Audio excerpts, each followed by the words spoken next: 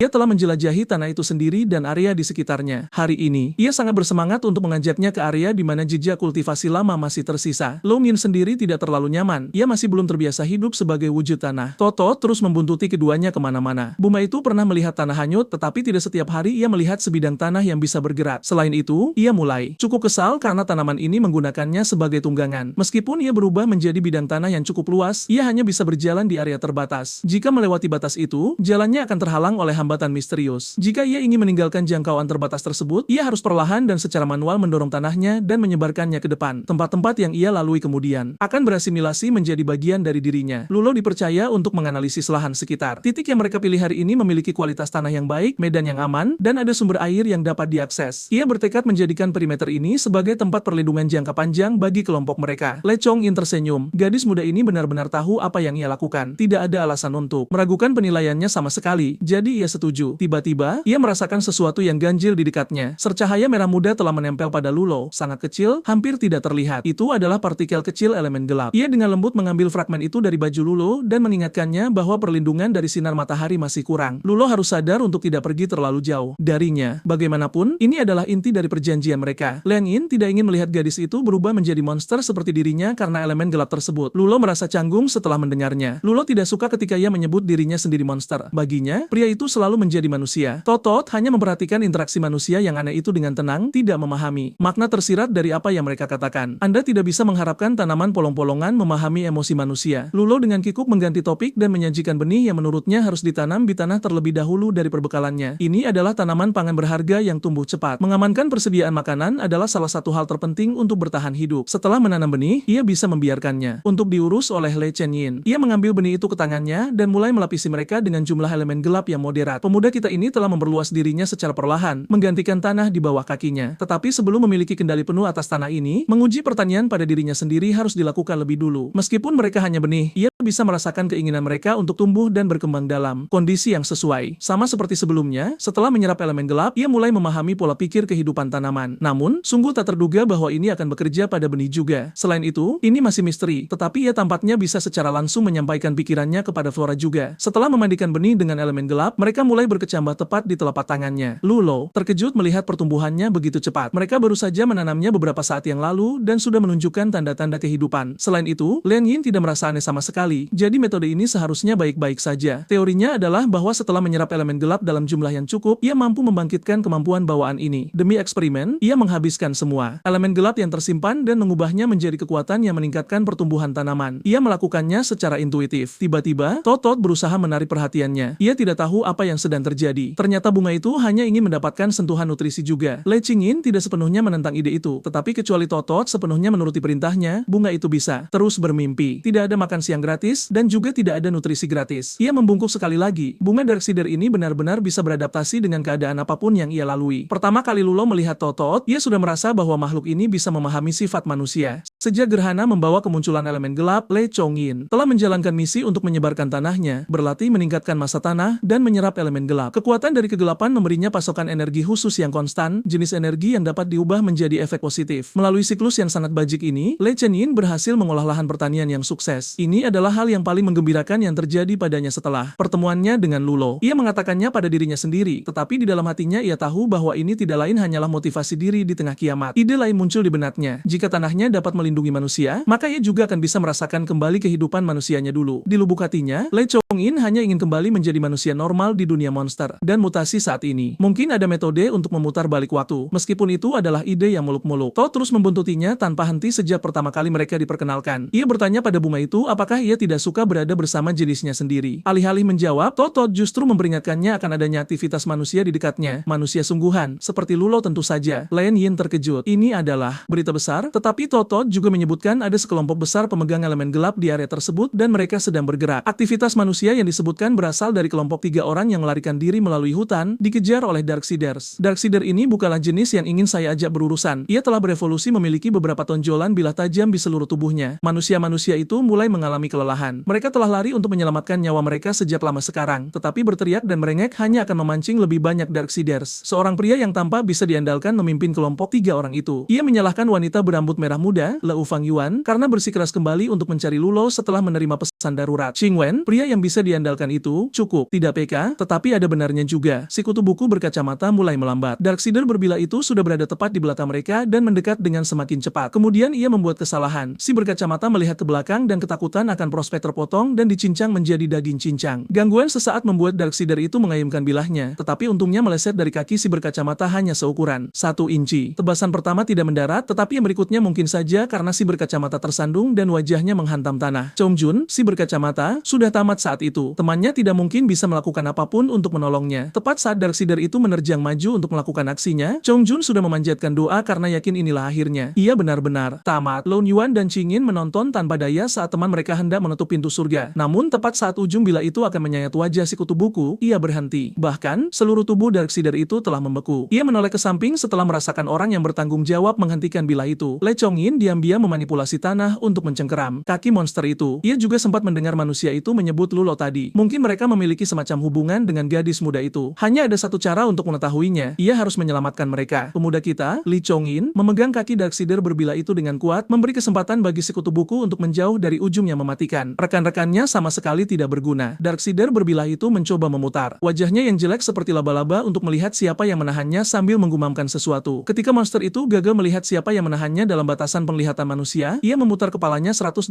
derajat penuh seperti di film pengusiran setan. Melakukannya memungkinkannya untuk melihat perwujudan dan tanah yang mereka pijak. Le Chenin, Darksider itu, segera mengalihkan fokus untuk menyerangnya menggunakan bilah dengan nekat. Ia melihat serangan itu datang dari jauh, tetapi ia tidak repot-repot menghindar atau melakukan sesuatu yang mewah untuk bertahan melawan ujung senjata itu. Li Yingyin memilih untuk mendapatkan informasi dengan mengamati perilaku monster itu. Berdasarkan tebakan terpelajarnya, makhluk ini seharusnya tidak memiliki kemampuan untuk berkomunikasi karena ia yang berdiri di tubuhnya. Tapi tidak hanya tidak meminta maaf, ia bahkan menyerangnya dengan senyum percaya diri. Le Chongyin memutuskan bahwa ia harus memberi pelajaran kecil pada Darksider ini. Itu adil karena ini adalah wilayah rumahnya sendiri. Dengan satu pikiran, ia membuat tanah yang dipijak monster itu runtuh ke dalam dirinya sendiri, menciptakan lubang pembuangan berukuran cukup besar. Itu adalah salah satu cara Le Chongyin bisa mengendalikan tubuh tanahnya. Dari sudut pandang manusia, Darksider itu hanya berlari ke arah yang berlawanan dan menyerang udara kosong, hanya untuk terjebak oleh kecelakaan aneh. Setidaknya mereka selamat. Padahal baru sedetik yang lalu si kutu buku mengira ia akan mati secara mengerikan, tercabik-cabik oleh bilah Darksider, tetapi ia diselamatkan oleh tanah longsor yang muncul entah dari mana. Gadis berambut merah muda, Leu Fangyuan, mulai merasakan sesuatu yang aneh dari jauh, jadi ia dengan rasa ingin tahu melihat dengan antusiasme dan kegembiraan yang hidup. Ia menunjuk ke sisi tebing lain di mana asap mengepul ke langit. Jika ada sinyal asap yang terlihat dari area tempat mereka berdiri saat ini, itu pasti dinyalakan oleh penyintas dari sekolah mereka. Sial, mungkin itu Lulo sendiri. Jadi trio itu baru saja menemukan pemberhentian berikutnya. Menenangkan diri, mereka melakukan perjalanan lain menuju asap tersebut. Totot, bunga itu, dengan hati-hati mengawasi mereka pergi. Ia menoleh ke samping untuk melihat Le Changin kembali dari berurusan dengan monster yang mengancam kelompok itu. Ia baru saja mengubur Darksider itu dalam-dalam ke dalam tanah, tidak pernah terlihat lagi. Totot penasaran mengapa patuan tanah membiarkan Lulo berhubungan dengan jenisnya sendiri, dengan manusia saat ini. Memutuskan untuk berbagi nutrisi di antara banyak orang mungkin bukan langkah paling cerdas, tetapi Liang Yin sangat sadar bahwa manusia bukanlah makhluk penyendiri. Ia tahu, karena ia juga salah satunya beberapa saat yang lalu. Jika ada pilihan, manusia akan ingin membentuk kelompok dan hidup bersama. Apalagi, sudah beberapa waktu sejak gerhana dimulai dan mengubah tatanan segalanya. Terisolasi di area hutan yang dalam, mereka tidak tahu apa status dunia luar saat ini. Informasi yang dimiliki orang-orang ini mengenai apa yang terjadi dalam gambaran besar masalah juga menjadi perhatian kelompok Le Chenin. Berbicara tentang kelompok, Lulo akhirnya bersatu kembali dengan teman-temannya. Totot hanya khawatir tentang kemungkinan manusia-manusia ini mencoba memperebutkan nutrisi mereka. Jika itu terjadi, apa yang harus mereka lakukan? Tidak semua orang bisa memiliki hubungan yang baik satu sama lain seperti Totot dan Leu, yang juga dikenal sebagai tumornya. Lion meyakinkan bunga eksentrik itu bahwa tidak perlu takut karena ia tidak akan ragu ketika tiba waktunya untuk mengambil tindakan, tidak peduli siapa atau apa. Ancamannya, gadis Egero, Long Yuan, tidak bisa melepaskan tangannya dari Lulo, memeluknya erat-erat dan merayakan fakta bahwa temannya baik-baik saja. Ia sangat takut ketika mereka tiba-tiba kehilangan kontak. Lulo harus menenangkan gadis itu karena ia sudah memeluknya begitu lama dan begitu erat sekarang. Liu Fungyuan hanya senang bahwa Qin Wen dan Chong Jun bersedia ikut dengannya ke sisi pegunungan ini. Jika ia berangkat sendirian, ia tidak akan bisa menemukan temannya yang berambut hijau. Qin dengan sinis berkomentar bahwa Lulo hanya berhasil tetap hidup sendirian karena semacam keajaiban. Chen Jun hanya kagum bahwa ia berhasil membangun tempat perlindungan yang layak seolah-olah ia berencana untuk bersembunyi di tempat ini untuk waktu yang lama.